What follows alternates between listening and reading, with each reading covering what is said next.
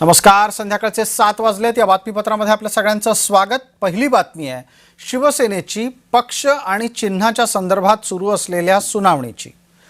सर्वोच्च न्यायालयामध्ये आजच्या दिवशी सुद्धा कपिल सिब्बल यांच्याकडून शिवसेनेच्या पक्षाच्या नावाबाबत, मालकीबाबत आणि चिन्हाच्याही मालकीबाबत सुनावणी झाली. ही आजची सुनावणी जरी संपली असली तरी पक्ष आणि चिन्ह कुणाचं याचं उत्तर देण्यासाठी आपल्याला आणखी वेळ हवाय असा आग्रह कपिल सिब्बल यांनी मांडलाय.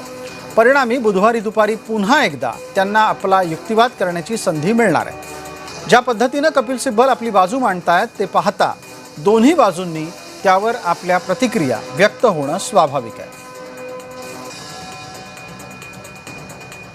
भविष्यात जे निकाल लागतील त्यांच्यासाठी ते एक माइलस्टोन, एक मार्गदर्शक आणि दीपस्तंभ असेल अशा प्रकारचं आर्ग्युमेंट बरं का आज सन्माननीय कपिल सिब्बल यांनी शिवसेनेच्या वतीनं, खऱ्या शिवसेनेच्या वतीनं किंवा उद्धव ठाकरे साहेबांच्या वतीनं केलं आणि आम्ही सगळे समाधानी आहोत आणि आम्हाला आता न्याय मिळेल असा आत्मविश्वास आज वाटतोय. त्यांचे वकील की त्यांनी नेमलेले त्यांची बाजू मांडण्याकरता त्यांनी त्यांची बाजू त्या कोर्टात मांडली, परंतु सुप्रीम कोर्टाच्या जजनीच उत्तर दिलंय किंवा निर्णय दिलाय अशा पद्धतीच्या बातम्या हे लोक बाहेर मीडिया आणि माध्यमात देत होते, इंटरव्ह्यू देत होते की निर्णय जसा लागलेलाच आहे. ती त्यांना सवय लागलेली आहे. त्यांना माहित आहे की आम्ही जे काय केलेलं आहे कायदेशीर आहे. सगळ्यात वाईट एक गोष्ट आहे की आपण पाहताय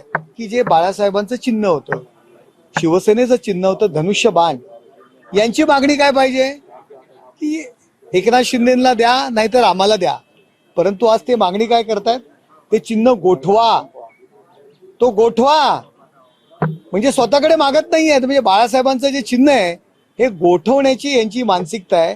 या मानसिकतेला खरोखर लोक कंटाळलेली आहेत.